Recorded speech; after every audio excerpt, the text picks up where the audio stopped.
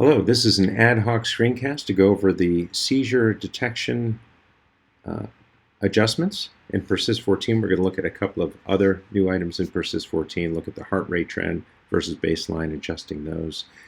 This is not intended to replace a user manual, obviously. Under the Help button, there is the ability to view the Persist 14 guide, and importantly, that includes indications for use and warnings for this, as it is a FDA 510K medical device.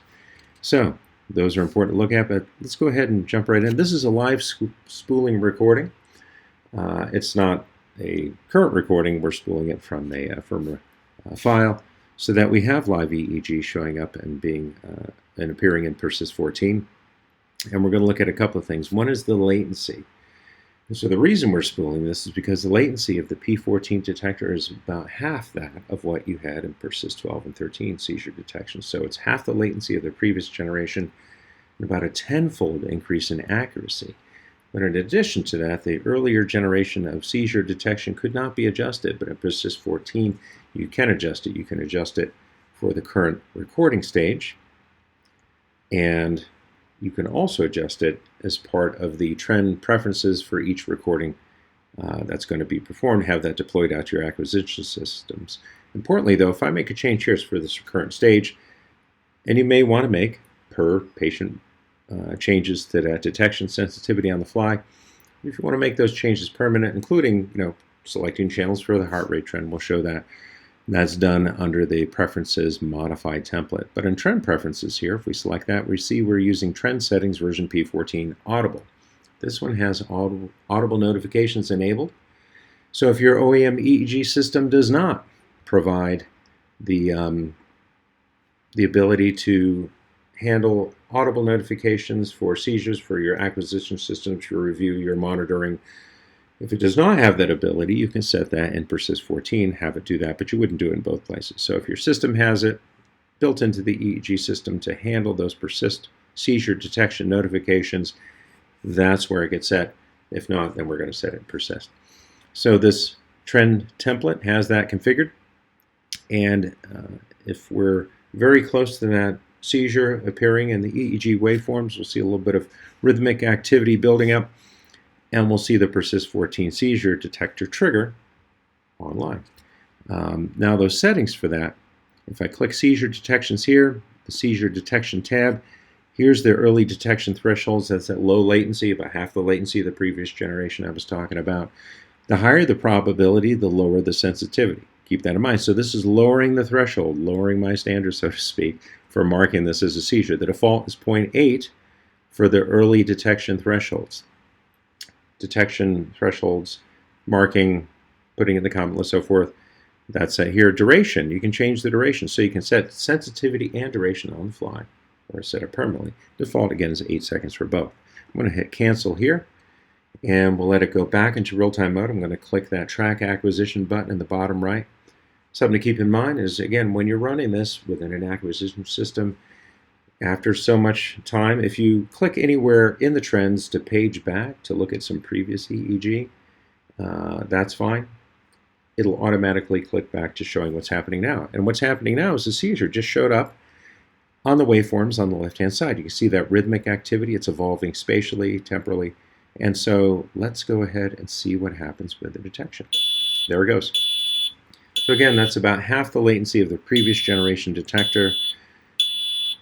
Let's see how this is configured to enable that audible notification. So I'm going to right-click on the seizure detection trend and look at Add Edit Notification. And this is where we have on true. So when it detects, it's going to put a message in there because active is selected. It puts in that sound notification. We can see that over in the comment list on the right. It's going to play a sound that's selected. By default, chime.wave in the Persist program data folder. You can record your own sounds or use something else as your audible notification. Now keep in mind, with computers, you can set the volume. You can set it to high, you can set it low, you can turn it off. So as is stated in the indications for use and for warnings, this does not replace humans for monitoring patients, because what if you turn the sound off? So don't do that. Definitely rely on human experts for the monitoring of your patients. Persist seizure detection in Persist 14, 10-fold increase in accuracy, half the latency, available audible notifications. Makes it a much more powerful, much more useful tool than the previous generation detection because of those improvements. Let's look at some other things that we can change in Persist 14. I'm going to go ahead and hit pause here. We're going to look at heart rate. We can see X2 to X1 is the heart rate channel. Places will label it like that. They may label it most likely as EKG or ECG or ECG-LR. Place to place can change. And so what do? When we click on the heart rate trend and click on the EKG channel, this is where we can tell it which are the two inputs for the EKG. There's another heart rate trend in Persist 14 as well. You can use a couple of different channel derivations to have it be a little bit more robust in case you lose an EKG channel.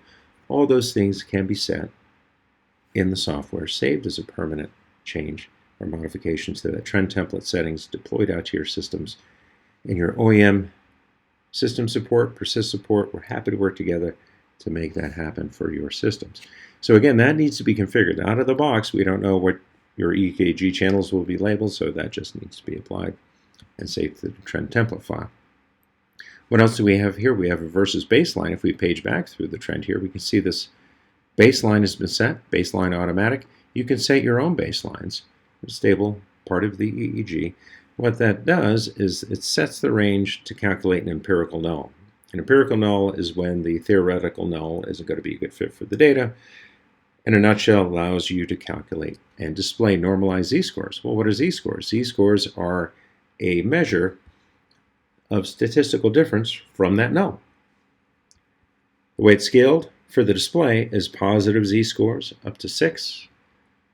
If it goes beyond that, it'll be the darkest color of red.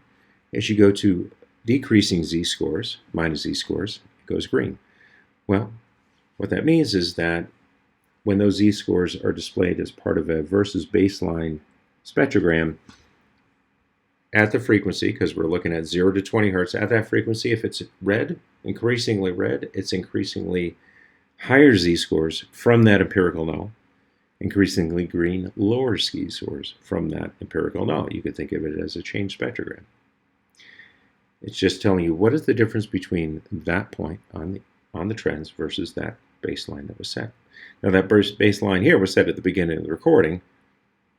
The P14 versus baseline trends can span recording stages, can span many hours, can span days of difference between when that baseline was set and what you're looking at now. And you can switch between them using that drop-down list. Those are just a couple of new features, but again, this is mainly looking at how to set the seizure detection. Permanent changes, again, are set through the modify template. Any changes you make to the trending during processing is for that recording stage for that patient. So you can do both. Any questions, feel free to contact Persist. Our support team and I are happy to connect to answer any questions, to help configure the software. And as always, hope this video finds you healthy and well. Thank you for listening.